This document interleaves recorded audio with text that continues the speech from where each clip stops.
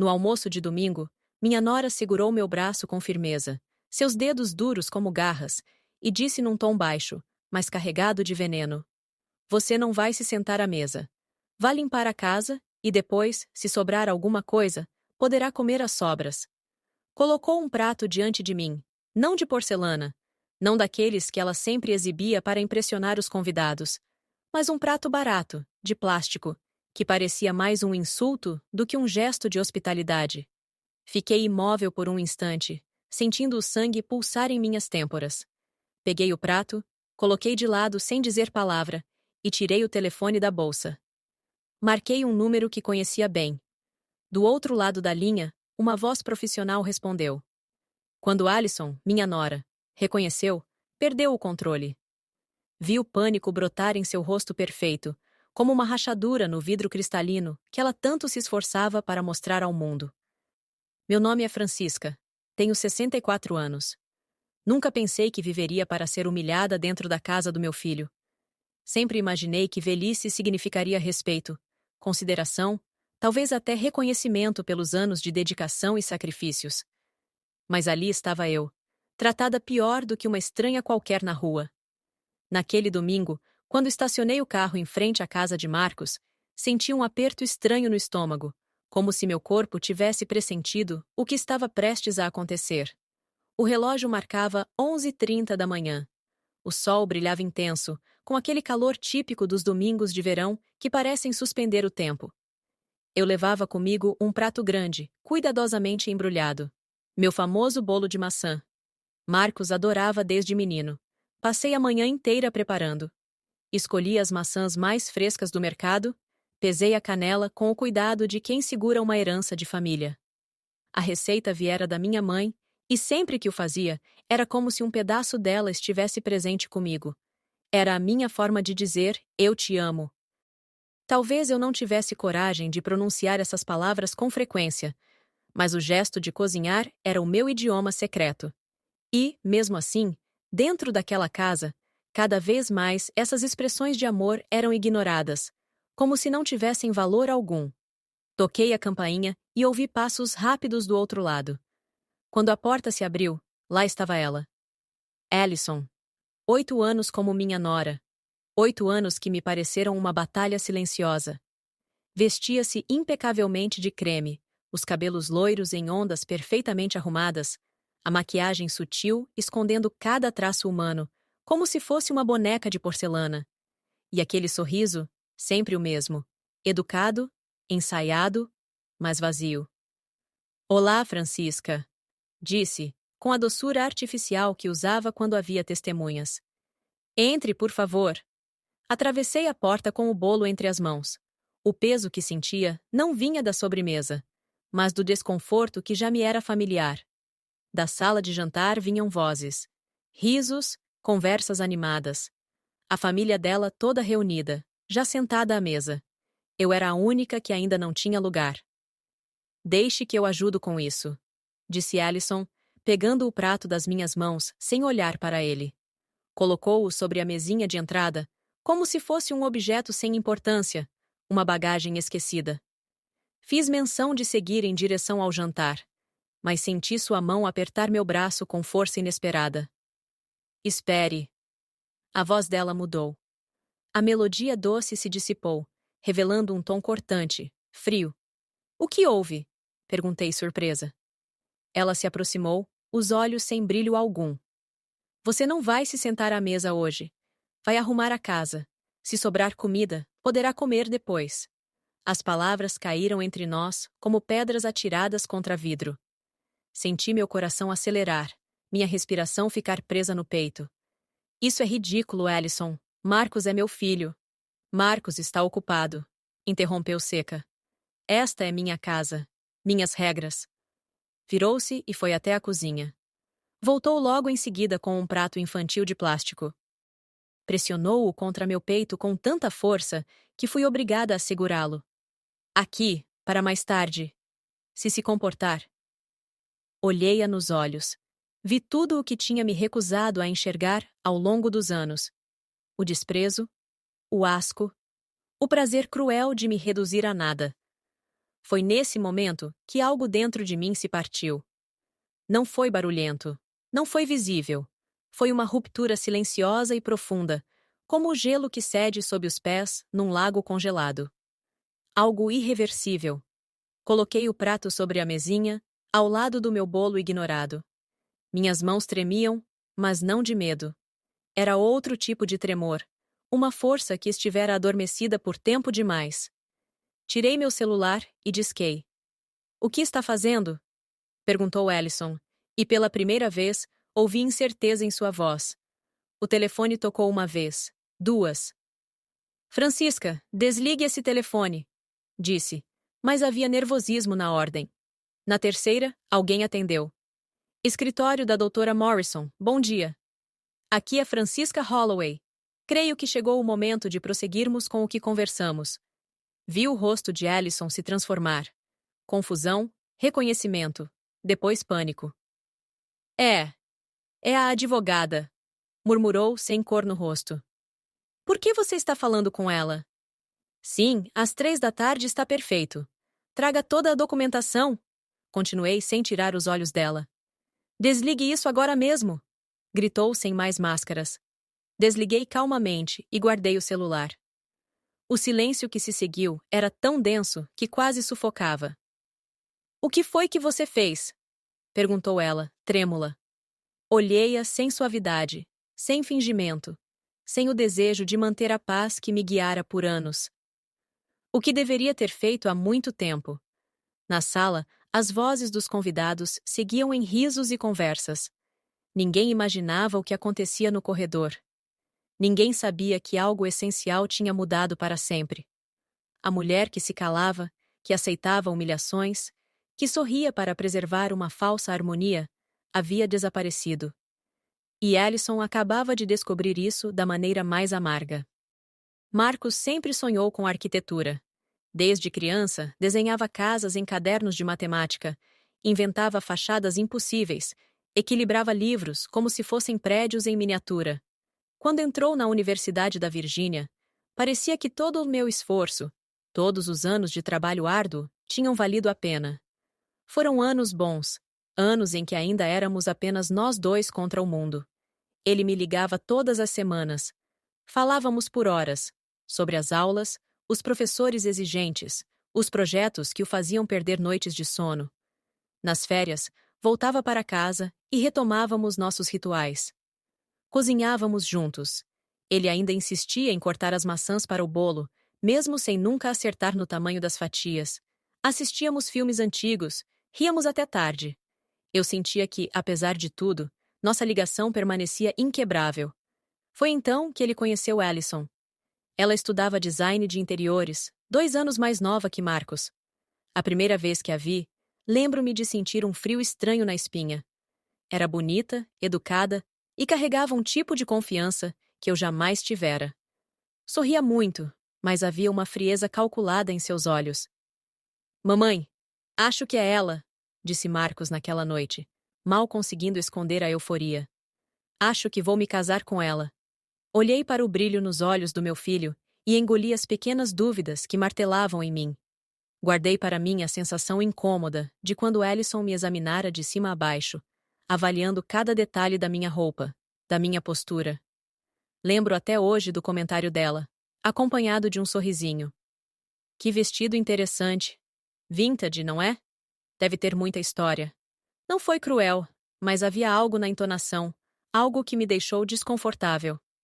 2 anos depois, Marcos e Ellison se casaram. Eu paguei metade da cerimônia. Ellison havia sugerido que cada família arcasse com sua parte. Os pais dela eram donos de uma rede de restaurantes. Tinham dinheiro de sobra. A minha parte significou $10.000 a menos nos meus suados ahorros, guardados ao longo de décadas. Mas não hesitei. Pensei. É a felicidade do meu filho. Vale cada centavo. Nos primeiros meses, tudo pareceu correr bem. Ellison me tratava com cordialidade. Chamava-me para almoços de domingo, sorria quando eu chegava, elogiava meus pratos.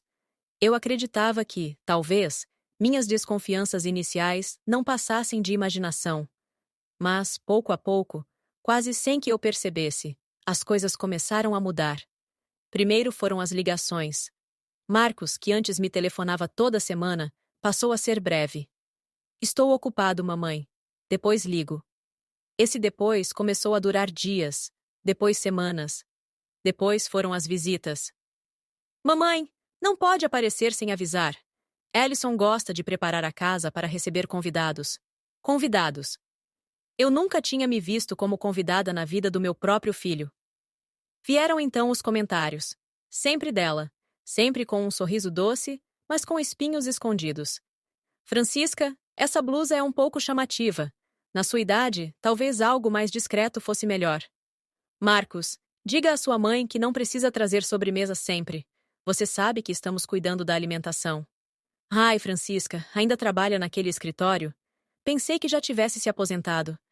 Cada palavra era uma ferida pequena, mas profunda. E Marcos, meu menino, permanecia em silêncio. Ou pior, concordava. Ellison tem razão, mamãe. Não precisa trazer comida, temos tudo aqui. 3 anos após o casamento, Marcos me procurou sozinho, numa tarde de domingo. Ellison estava de cama, alegando enxaqueca. Sentou-se no meu sofá, o mesmo onde fizera lições de casa quando criança, e suspirou. Mamãe, preciso pedir algo. Minha intuição gritou. O coração sabia antes mesmo da boca dele pronunciar. Ellison e eu queremos comprar uma casa. Encontramos uma perfeita, mas precisamos de ajuda com o adiantamento. $30.000. 30 mil. Quase tudo que me restava de uma vida inteira de economia. Marcos. É muito dinheiro. Eu sei, mamãe, mas prometo que vamos pagar.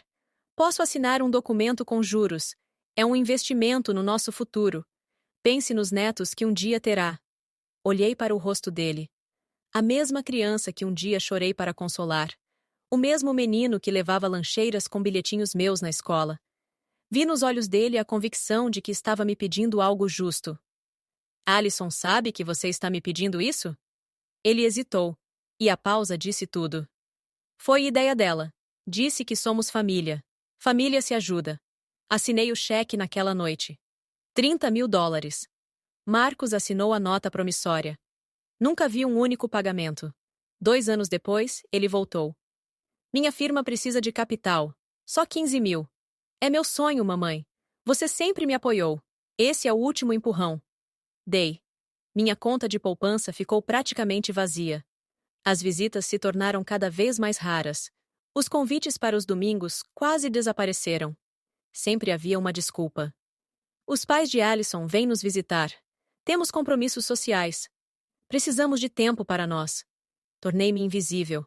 A mulher que tinha se desdobrado por décadas para dar tudo ao filho transformara-se num incômodo, uma figura a ser mantida à distância.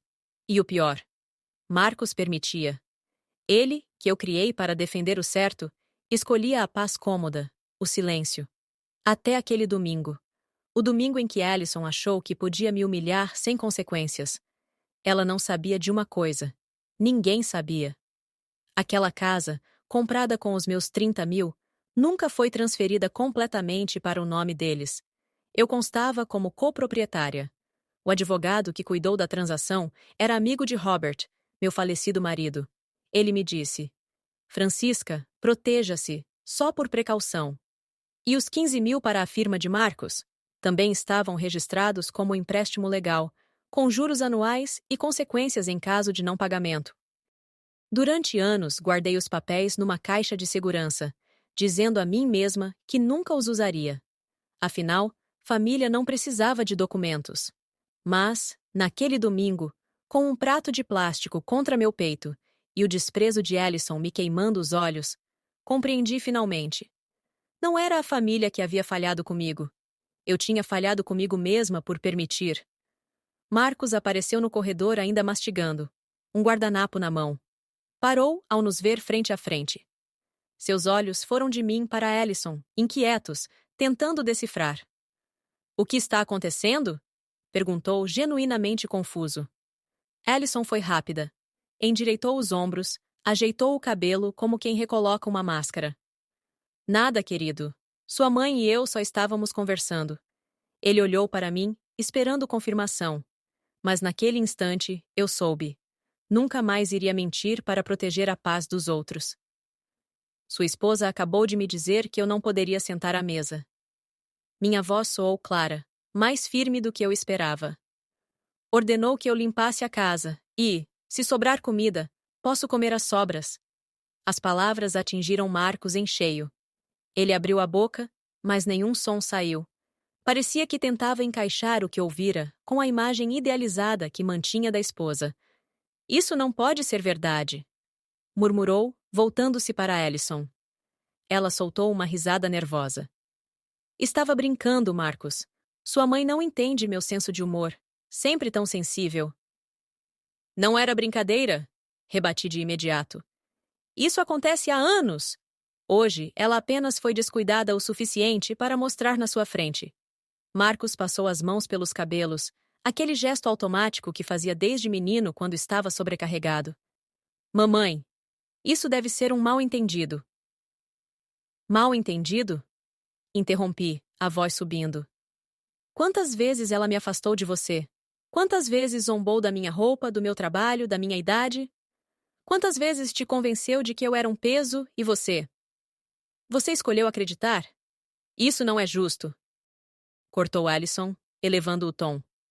Sempre fui respeitosa com você, Francisca. Se sente excluída, talvez devesse se perguntar por quê. A acusação caiu como ácido. Era sempre assim. A culpa era minha. Sempre minha. Marcos esfregou o rosto com ambas as mãos. Preciso entender o que está acontecendo. Mamãe, por que você ligou para uma advogada? O silêncio se tornou pesado. Ellison me olhava como predadora, tentando calcular o que eu sabia, o que podia usar contra ela. Respirei fundo. Porque é hora de você saber a verdade, Marcos. A verdade que escondi para protegê-lo, mas que agora precisa ser dita. Conduzi-os até o pequeno escritório da casa. Ellison grudou no braço dele, como se buscasse proteção. Fechei a porta atrás de nós. Abri no celular a pasta de arquivos que guardava há anos. Lembra dos 30 mil que emprestei para a entrada desta casa? Você nunca devolveu. A nota promissória está aqui, intacta, sem nenhum pagamento. Marcos franziu o rosto, tentando processar. Pensei que já tivesse pago. Não. Mostrei a tela. E mais. Quando compraram esta casa, o advogado Henderson, amigo do seu pai, me aconselhou a incluir meu nome na escritura. Esta casa é um terço minha, legalmente. O rosto de Marcos perdeu a cor. Isso não pode ser. É, sim. Vocês nunca removeram meu nome, provavelmente porque lhes convinha esquecer. Ellison avançou, os olhos faiscando. Isso é ridículo. Esta é a nossa casa. E não é só isso. Continuei, firme. Os 15 mil que dei para a abertura da sua firma também estão documentados como empréstimo, com juros de 5 ao ano. Já se passaram 5 anos. Com juros compostos, hoje vocês me devem $19.153. Marcos caiu na cadeira, o rosto entre as mãos. Eu pensei. Pensei que fosse presente. Você sempre disse que queria me apoiar. Queria sim, e apoiei. Mas você assinou o contrato, Marcos. Disse que entendia que pagaria. Nunca pagou. Ellison explodiu. Isso é chantagem. Está tentando nos manipular com papéis. Olhei-a nos olhos. Não, estou me protegendo. Depois de sacrificar meu futuro, minha aposentadoria, minha paz, e ainda ser tratada como invisível, tenho direito a me proteger. Vai nos processar? Vai tirar a casa? É isso que uma mãe faz? Cuspiu ela. Não vou tirar nada, mas vou recuperar minha dignidade. E, se para isso precisar lembrar a vocês que não sou descartável, vou usar cada recurso que tenho. Marcos ergueu os olhos marejados. Mamãe, eu não sabia que você se sentia assim. A dor em meu peito foi quase insuportável. Não sabia porque não quis saber, Marcos. Cada vez que ela me insultava e você desviava o olhar. Cada vez que cancelava comigo para ir jantar com os pais dela. Cada vez que me tratou como uma estranha. Você permitiu. De repente, a porta se abriu. George, o pai de Ellison, estava parado ali, sério. Com licença, mas todos ouvimos. Se vão brigar, ao menos façam isso sem plateia. Papai, é privado! Gritou Allison constrangida. Ele entrou mesmo assim, fechando a porta. Olhou para a filha, depois para Marcos, por fim para mim. Conheço esta família há 8 anos. Vi como tratam Francisca. Os comentários, as exclusões, a falta de respeito. Você não entende! Protestou Allison. Entendo perfeitamente. Criamos você melhor que isso. Seus olhos se voltaram para Marcos. E você, se não pode defender a própria mãe, não é o homem que pensei que fosse. O silêncio foi esmagador. Eu podia ouvir meu coração batendo nos ouvidos. Então, George disse, firme. Francisca deve se sentar à mesa. É o lugar dela. Allison arfou, incrédula. Esta é minha casa. Não. George respondeu sem hesitar. É também dela. E ela tem mais direito aqui do que qualquer um de nós. Havia decepção em seu olhar para esta filha. Uma decepção profunda, quase irreversível. Voltamos à sala. Sentei-me finalmente à mesa. Cada garfada foi um ato de resistência. Allison me olhava como se pudesse me atravessar com os olhos. Marcos não tocava no prato. Derek, irmão dela, tentava puxar conversas triviais para aliviar a tensão. Mas eu comi. Cada pedaço do meu bolo de maçã era uma declaração silenciosa. Eu ainda existia, e meu valor não dependia do consentimento de ninguém. Quando o almoço terminou e os convidados se foram, a casa ficou grande demais para apenas 3 pessoas. Marcos à janela, Allison na cozinha batendo pratos como se fossem armas. Eu no sofá esperando. De repente, o som de um prato batendo forte na pia. Allison se virou, os olhos faiscando. A máscara finalmente havia caído. Está feliz agora? Conseguiu nos envergonhar diante da minha família. Eu não arruinei nada. Minha voz era calma. Foi você quem arruinou quando decidiu me humilhar. Ela riu sem humor. Pobrezinha da Francisca. Sempre a vítima, sempre a mártir. Quer ouvir a verdade? Desde o dia em que te conheci, soube quem você era. Uma mulher amarga, que nunca superou a morte do marido e que se agarrou ao filho como se fosse propriedade sua. Cada palavra era como lâmina, mas, estranhamente, não doíam como antes. Basta, Allison! Marcos gritou. Não, Marcos, ela merece ouvir. Ela avançou um passo. Sua mãe te manipulou a vida inteira. Te fez sentir culpado por tudo. Te convenceu de que devia tudo a ela. Olhei para meu filho. Vi a dor, a dúvida, o conflito. E soube que, dali em diante, nada mais seria como antes. Marcos ergueu as mãos como se tentasse segurar o mundo que desmoronava. Mamãe, por que guardou todos esses papéis? Perguntou, a voz tensa. Porque eu sabia que um dia seriam necessários, respondi. Não para destruir, mas para me proteger. Allison riu, um som áspero, quase um latido. Se proteger? Não. Você esperou o momento certo para nos atacar. É isso que estava planejando o tempo todo. Planejar que você me trataria como lixo? Repliquei, minha voz firme. Planejar que meu próprio filho me viraria as costas? Não, Allison. Eu não planejei nada. Apenas sobrevivi. Ela me encarou com tanto ódio que parecia querer me apagar da existência. Você não faz parte da nossa família. Nunca fez. É um peso, uma obrigação.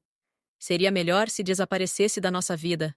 O silêncio após suas palavras foi como um trovão mudo. Eu quase podia ouvir as paredes da casa gemendo. Marcos se levantou devagar, seus olhos fixos na esposa, como se a visse pela primeira vez. O que você disse? Sua voz saiu baixa, mas havia nela uma ameaça latente. Allison piscou, percebendo tarde demais o que tinha deixado escapar. Eu só disse a verdade. A verdade? Marcos deu um passo à frente. A verdade é que minha mãe me criou sozinha. Trabalhou em empregos que odiava para me dar uma vida melhor. Sacrificou cada centavo por mim.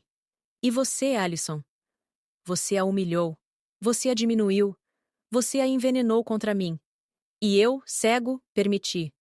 Ela cruzou os braços, defensiva. Não me culpe pelos seus problemas com ela. Eu nunca fiz nada que você não deixasse. Olhei para ele. Ela tem razão. Você deixou. Cada insulto, cada exclusão, cada humilhação. Você permitiu. Marcos caiu novamente no sofá, as mãos cobrindo o rosto.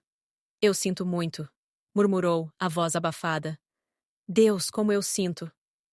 Mas Allison não recuou. Pelo contrário, se agarrou à última arma que tinha: a manipulação. Viu? Disse, quase gritando. Ela está te controlando agora. Está usando a culpa contra você. É isso que sempre fez. Cale a boca! A voz de Marcos explodiu pela sala como nunca antes. Ficamos imóveis. Nunca, em 36 anos, eu havia ouvido meu filho gritar assim. Só cale a boca, Allison. Já ouvi o suficiente. Ele se dirigiu até a escrivaninha no canto do quarto. Abriu uma gaveta e tirou um envelope grosso. Segurou-o nas mãos por um momento, como se fosse pesado demais. Depois, voltou até nós. Preciso te mostrar algo, mamãe. Algo que devia ter mostrado meses atrás. Abriu o envelope e espalhou folhas impressas sobre a mesa. Peguei uma delas.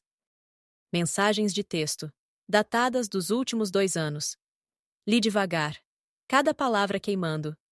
Não vejo a hora da velha sumir de vez. Marcos é tão preso às saias da mãe, patético. Ao menos, quando ela morrer, herdaremos o pouco que tem. Senti o ar fugir dos pulmões. Olhei para Marcos, incrédula. Desde quando você tem isso? Ele não conseguiu me encarar. Há 6 meses. Encontrei por acidente no computador dela. Eu não sabia o que fazer. E não fez nada. Minha voz saiu baixa, cortante. Não era uma pergunta. Allison arrancou as folhas das minhas mãos com brutalidade. Estavam fora de contexto. Só desabafos com amigas. Não significam nada. Significam tudo. Marcos retrucou, a voz quebrada. Significam que minha mãe sempre esteve certa sobre você. E eu fui covarde demais para ver. O pânico finalmente apareceu no rosto de Allison. Não, amor. Nós estamos bem, somos felizes. Não deixa que ela nos destrua. Marcos balançou a cabeça, lágrimas escorrendo. Não somos felizes, Allison. Não há anos. Eu só estava com medo de admitir. Fechei os olhos por um instante. Toda a dor acumulada, todo o peso que carreguei por décadas, parecia materializar-se diante de nós. E, paradoxalmente, senti também alívio. Não era loucura minha, não era drama. Era real. Quando voltei a olhar, Marcos segurava meu ombro. Mamãe, eu fui fraco. Escolhi o silêncio porque era mais fácil do que enfrentar a verdade. Allison bufou, incrédula. Então vai escolher ela agora? Depois de tudo que construímos juntos? O que construímos foi em cima das costas dela. Marcos respondeu com dureza. Com o dinheiro, com o sacrifício, com a dor dela. Isso não é uma base, Allison, é areia. Ela tentou sorrir, mas o rosto se desfez. Estendeu as mãos, implorando. Marcos, por favor, podemos mudar, podemos procurar terapia, reconstruir. Terapia? Ele repetiu, amargo. Para você aprender a fingir melhor? Não, Allison, já chega. Eu só estava com ciúmes, explodiu ela, virando-se para mim. Ciúmes da relação de vocês. Sempre me senti excluída. Eu a encarei, sem vacilar. Ciúme não justifica crueldade. Você não queria dividir o amor de Marcos, queria substituí-lo. Marcos fechou os olhos, exausto. Eu sabia que algo dentro dele havia finalmente cedido. E percebi que a guerra invisível que eu travava há anos chegava ao clímax. A partir dali, nada voltaria a ser igual. Eu me levantei devagar. Não havia mais espaço para recuos. Meu corpo tremia, não de medo, mas de decisão. Tirei o celular da bolsa, abri a galeria de fotos e mostrei a Marcos uma imagem. Lembra da última vez que estive aqui? Perguntei. Encontrei isso em sua mesa de trabalho. Uma fatura do escritório Henderson Associates, o mesmo em que trabalhei por 22 anos. O rosto de Marcos empalideceu. Que fatura? Ampliei a imagem na tela. Era uma conta detalhada de serviços jurídicos, revisão de documentos de propriedade, consultoria sobre exclusão de coproprietário. Data: 7 meses atrás. Liguei para o meu antigo chefe, continuei. Ele me disse que foi Allison quem esteve lá. Ela queria saber como retirar meu nome da escritura desta casa sem que eu soubesse. Marcos se virou lentamente para a esposa. É verdade? Ellison abriu a boca, fechou, abriu de novo. O desespero nublava seus olhos. Eu só estava explorando opções. A casa é nossa, Marcos. Sua mãe não precisa estar nos papéis. Ela já tem o apartamento dela. Um riso amargo escapou de mim. Meu apartamento? Sim, aquele de 2 quartos que comprei há 30 anos.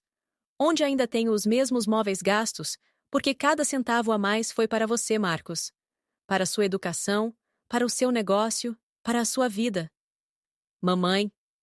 Marcos começou, mas sua voz morreu antes de completar a frase. As lágrimas ardiam, mas não deixei que caíssem. Passei anos me perguntando onde errei. Por que não era suficiente? Porque todo o meu amor, todo o meu sacrifício, não bastavam para receber o mínimo de respeito. Vi o rosto do meu filho se contrair de dor. Lágrimas escorriam em silêncio. Eu sinto muito, murmurou. Deus, como eu sinto.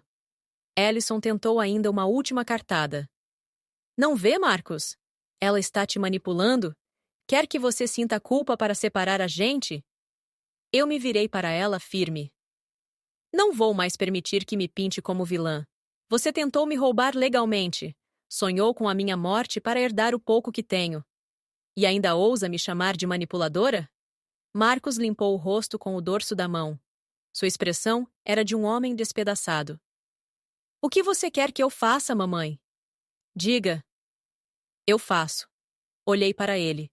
Esse homem de 36 anos que ainda no fundo esperava que eu resolvesse seus dilemas. E entendi. Eu mesma tinha ajudado a criá-lo assim, protegendo-o demais, poupando-o sempre. Não posso decidir por você, Marcos. Sentei-me devagar diante dele. Mas posso dizer o que preciso. Segurei seu olhar. Preciso que você reconheça o que me fez. Não só Ellison, você. Preciso que entenda que cada vez que escolheu a paz, em vez da justiça, me quebrou um pouco mais. Ele engoliu em seco, incapaz de responder. Preciso também que assuma a responsabilidade pelo dinheiro que lhes emprestei. Os 45 mil originais, mais os juros. Não porque eu precise desesperadamente, embora me fizesse falta para a aposentadoria. Mas porque você deve aprender que seu conforto teve um custo. E eu paguei esse custo. Marcos assentiu, as lágrimas voltando. Eu vou pagar tudo. Nem que precise vender o negócio. Respirei fundo. E, acima de tudo, preciso que escolha, Marcos. Escolha entre manter um casamento baseado em mentiras e manipulação, ou ser o homem que eu criei para ser. Ellison deixou escapar um grito sufocado. Isso é um ultimato. Ou eu ou ela. Olhei para ela com serenidade. Não é ultimato. É realidade. Ele não pode ter os dois.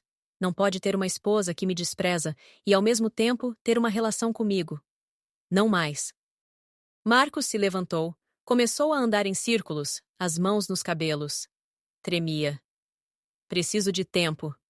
Preciso pensar. Tem uma semana. Também me levantei. Uma semana para decidir que tipo de homem vai ser. Mas saiba, não vou implorar. Não vou suplicar. Não vou mais esperar pelas migalhas da sua atenção. Peguei minha bolsa do cabideiro. Aonde vai?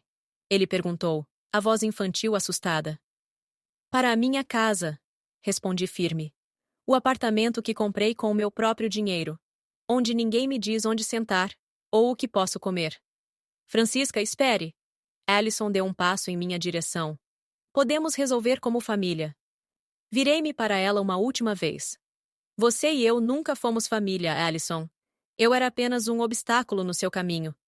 Mas este obstáculo tem dentes. Abri a porta. O ar fresco da tarde me atingiu o rosto como um renascimento. Marcos, disse suavemente, sem virar para trás. Eu te amo. Sempre te amarei. Mas não vou mais me ferir por esse amor. A bola agora está no seu campo. Saí. Cada passo até o carro parecia quebrar correntes invisíveis. Quando finalmente sentei no banco do motorista, minhas mãos tremiam tanto que mal consegui girar a chave. E pela primeira vez em muito tempo, chorei. Chorei pelos anos perdidos, pelo filho que criei e pelo estranho em que se transformou, pela família que sonhei e pela solidão que encontrei. Mas também chorei de alívio. Porque pela primeira vez em décadas, eu havia defendido minha dignidade. Não importava mais o que Marcos decidisse. Eu já tinha escolhido. Eu não seria mais invisível. Nos dias seguintes, o silêncio pesou como chumbo.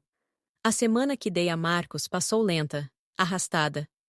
Cada barulho de carro na rua fazia meu coração saltar, achando que ele viria. Mas não veio. Uma semana virou duas. Duas viraram um mês. O silêncio dele foi a resposta mais dolorosa que já recebi.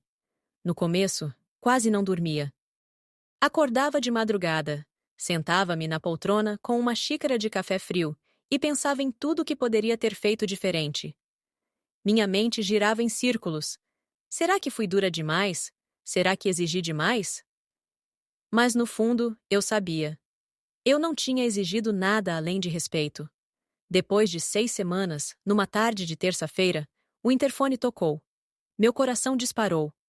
Quando abri a porta, vi Marcos parado no corredor. Não era o homem polido, confiante que eu conhecia.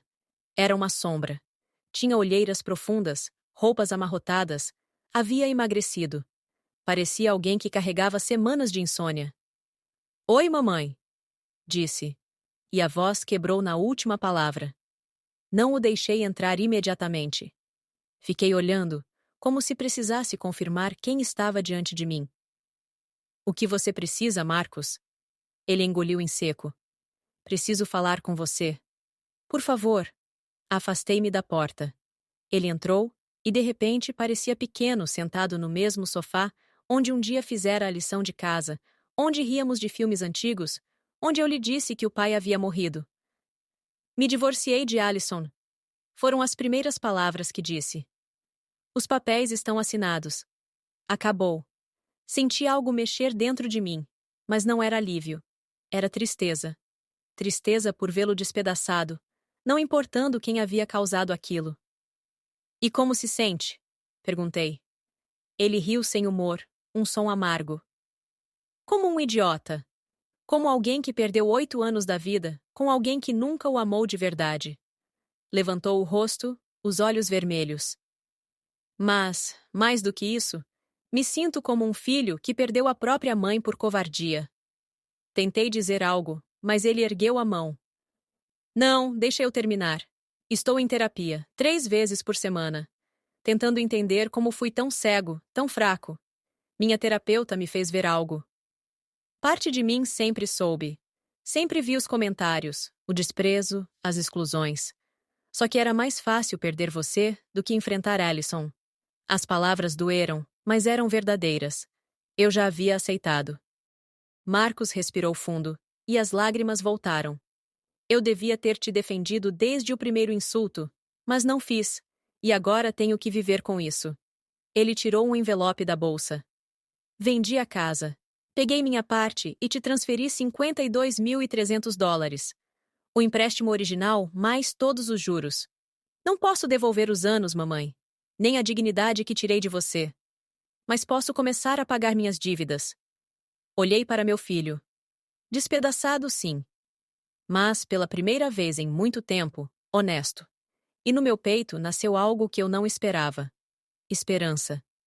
Não a esperança ingênua de que voltaríamos ao passado, mas a esperança de que poderíamos construir algo novo, real. Onde está morando? Perguntei. Aluguei um pequeno apartamento no centro. Um quarto só. É o suficiente. Alison ficou com os móveis. Eu só queria sair. E o negócio? Perguntei. Ele suspirou. Está bem. Melhor do que nunca, na verdade. Quando você não tem alguém torrando dinheiro em decoração e férias absurdas, as coisas funcionam. Tentou sorrir, mas não conseguiu. Ficamos em silêncio por alguns minutos. Um silêncio diferente. Não era carregado de mágoa ou medo. Era um espaço vazio, aberto, esperando ser preenchido por algo novo. Não sei se posso te perdoar ainda, confessei. Você me machucou demais, Marcos. Por anos. Allison foi parte disso. Mas você também. Ele assentiu, sem discutir. Eu sei. E não estou pedindo perdão. Ainda não. Só estou pedindo uma chance de provar que posso ser melhor. O filho que você merecia desde o início. Me levantei e fui até a janela. Lá fora, a vida seguia. Carros passavam, pessoas caminhavam. O mundo não parava pelo nosso drama. Comecei aulas de cerâmica, disse, sem virar. Todas as terças e quintas. Sempre quis, mas nunca tive tempo, nem dinheiro, nem coragem de gastar comigo. Também entrei num clube de leitura. E estou aprendendo francês. Virei-me para olhar Marcos. Aos 64 anos, decidi que vou fazer tudo o que adiei por ser mãe. Ele sorriu. E desta vez, o sorriso foi verdadeiro. Isso é incrível, mamãe. O clube de leitura vai fazer uma viagem para Paris no próximo ano. Uma semana inteira. Já paguei o sinal. Você tem que ir. Disse com firmeza. Definitivamente tem que ir. Vou, respondi. E talvez, quando eu voltar, possamos jantar juntos. Só nós dois. Sem expectativas, sem pressão. Só para ver se ainda conseguimos encontrar o que restou do que tínhamos. Vi a esperança acender nos olhos dele. Eu adoraria. Mas precisa entender uma coisa, Marcos. Minha voz ficou séria. Nunca mais vou ser conveniente. Nunca mais vou me encolher para caber na vida de alguém, nem na sua. Se vamos reconstruir algo, tem que ser nos meus termos também. Ele assentiu, quase ansioso. Eu entendo, eu prometo. Quando já ia embora, parou na porta. Mamãe, mais uma coisa. Sim? Conheci alguém no grupo de terapia. Daniel. Viúvo, 70 anos, o homem mais gentil que já conheci. Perguntou se podia te ligar para tomar um café. Eu disse que falaria com você. Pisquei, surpresa. Você está tentando me arranjar um encontro? Marcos corou levemente. Só pensei que você merece ser feliz. Merece alguém que te trate como a mulher incrível que é. Se não quiser, tudo bem. Uma pequena risada escapou dos meus lábios. Diga a ele que pode ligar. Mas avise que minha agenda anda cheia. O sorriso que Marcos me deu naquele instante era um que não via há anos. Depois que ele foi embora, fiquei no meu apartamento em silêncio. Mas era um silêncio diferente, leve, quase doce. Um silêncio de paz. Paz não da resignação, mas de quem recuperou a própria vida. 3 semanas depois, na aula de cerâmica, minhas mãos cobertas de barro moldavam algo torto, mas meu. Meu telefone tocou. Um número desconhecido. Alô? Atendi, limpando a mão no avental. Francisca, aqui é Daniel. Marcos me deu seu número. Espero que não se importe. A voz era calma, gentil. Sorri sem perceber. Não me importo, Daniel. Está perfeitamente bem.